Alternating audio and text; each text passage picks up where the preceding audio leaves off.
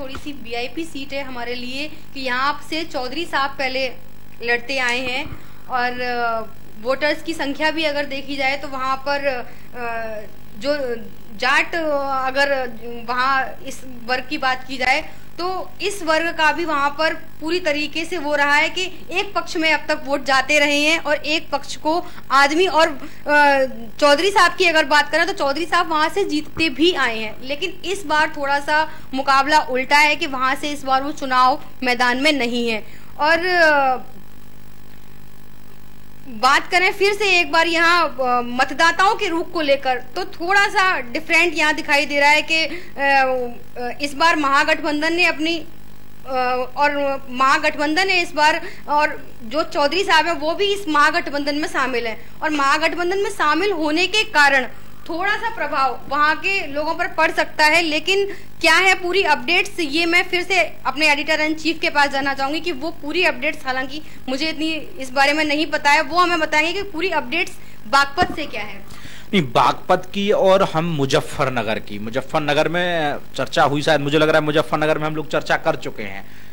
नहीं, अच्छा नहीं की चर्चा मुजफ्फरनगर में।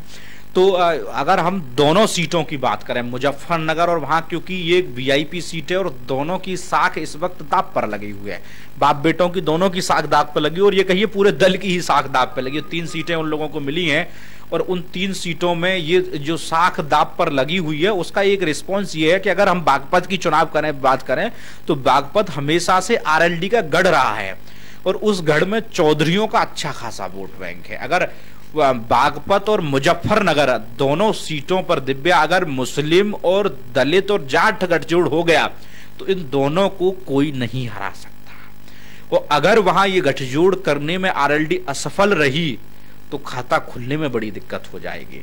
हालांकि छोटे चौधरी, जैन चौधरी इस बारे में खूब सारा कह रहे हैं कि उन्होंने कोशिश की है लोगों को मनाने की, जाटों के पास गए हैं। हमारे तमाम सर्वे भी कह रहे थे कि जिस तरीके से पहले उन पश्चिमी उत्तर प्रदेश में जाट वर्सेस मुसलमान था वो फैक्टर नजर नहीं आ रहा है। उस बात लग रहा है कि कहीं ना कहीं ग्राउंड पर चौधरी ने मेहनत की और उसका नतीजा भी हम लोगों को दिखता नजर आ रहा है।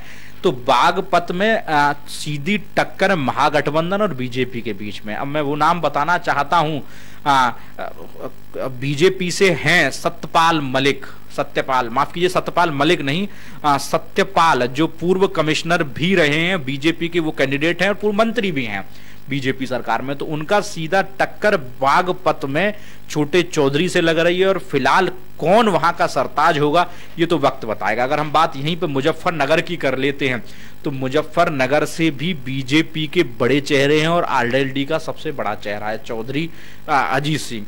तो अब देखना ये होगा कि इन दोनों सीटों का हाल क्या रहता है। अगर मैं फिर अपने तमाम दर्शकों को कह रहा हूं कि दलित, मुस्लिम और जाट अगर गठजोड़ हुआ तो इन दोनों सीटों पर बीजेपी की बड़ी मुसीबत बढ़ने वाली है। दिव्या, बिल्कुल जिस तरीके से सर आपने बताया कि